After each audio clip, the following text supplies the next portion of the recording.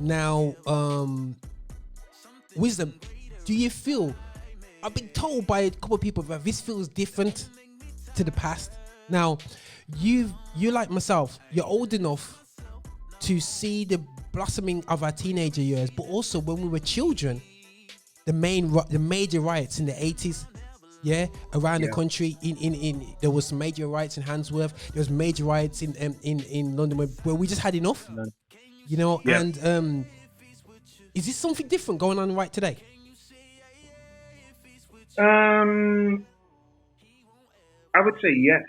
Okay. I think that it's about. I think now the other side of revolution is kind of ready. And what I mean by that is revolution works on two levels. You get a lot of people making noise in public about things, and then you have people in private who are in positions of authority to have a conversation. Cool. And I think that what we lacked when we had the new Crossfire in the 90s, or when we had the Brixton riots or the Handsworth riots, we could make noise. We had nobody to represent us in the corridors of power. So what would happen is, yes, we're making noise, that's all cool, and there's attention on it, but that tension slowly dies down and the news moves on to Madeleine McCann or whoever else it is.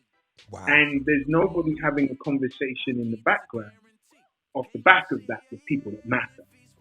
So that it stops being an issue and it gets placated by, okay, so the BBC has far more ethnic diversity in its presenters, whereas the producer staff are still all white middle class people with, who've gone to university and been to private school. Do you know what I mean? But yes, you've now got black presenters. That's cool because that's a bit we see. Yeah. But that entire newsroom behind you, that's where the actual decisions get made, and that was where the issues lie. And I think what's happening now is we're definitely in a position where there are more people to start having conversations in Parliament and in governing bodies of things. And, it's been interesting to me to note that actually the two areas where there's been most vocal about the issues of Black Lives Matter and Black people and talent has been music and sports. Yeah. Because those are the two areas where we're known for the most. But believe me, these same conversations need to be happening in law, in politics, in journalism, in loads of different sectors, in transportation. Actually, that's also been an interesting thing that COVID, strangely, has done. If it wasn't for COVID, they probably wouldn't be having a conversation about how important ethnic minorities are to the NHS and to the care generally across the nation. Yeah. Everybody knows about singing and knows about football, but people weren't paying attention to the NHS. Yeah. The fact that was the matter was that the majority of people working in the NHS, definitely in large cities, were mainly of ethnic minorities. Yeah. This has brought, actually, COVID brought more of a light on that, which has been combined now with Black Lives Matter. So I think that because they're having to have that conversation, why did so many more people from the ethnic minority succumb to COVID? You can't then stop having the conversation about, well, why are our music industries this way? Why are there barely any Black people represented in the governing of football or in the governing of other sports organizations and things like that, where Black people represent a large part of the playing stuff. So yeah, I think that I do think that there's something different. 100%. There's a different vibe. My country, what I try to be, and I don't want to, when you gotta be careful how you say things. But what I try to say to my to people out there, when you're talking conversation with Black people, you're like going, just remember, we've got to do our part. Yeah, you know what I'm saying. When there's a part we have to. And what I would say, 100%. It's just a shame, bro. Yeah, when we were not on it in our generation in terms of becoming lawyers and accountants, you can see our counterparts from the ghetto, the Asian guys, they were on it being lawyers, and look at where they are now. Bro, you know what I'm saying? And I have to hats off to them dudes. When we were going, man's has to go uni, and everyone's laughing at them and whatsoever, and people going, you living in your mom's house together and laughing at. Then now, running the country.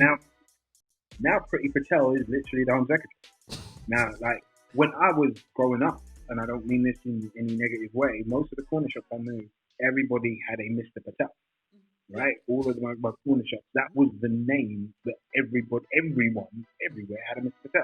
What we weren't aware of is that Mr. Patel was using that shop to put his children through private school, and Exactly. it's those children who are now running the country. And I think that again, that's one of the reasons why, we have to learn to get into places of authority. Yeah, I actually had a conversation with a friend of mine who works for Stonewall, which is the LGBT charity. We had a really interesting conversation, and I said to him, he's one of my neighbours and close friends, and he worked for Stonewall for years, and we had a really interesting conversation which worked on the basis of, okay, homosexuality went from being illegal to being celebrated in 60 years. How did you do that? And he said something very interesting. He said that we had two fronts. We had outrage, who were making noise and chaining themselves to stuff and having protests.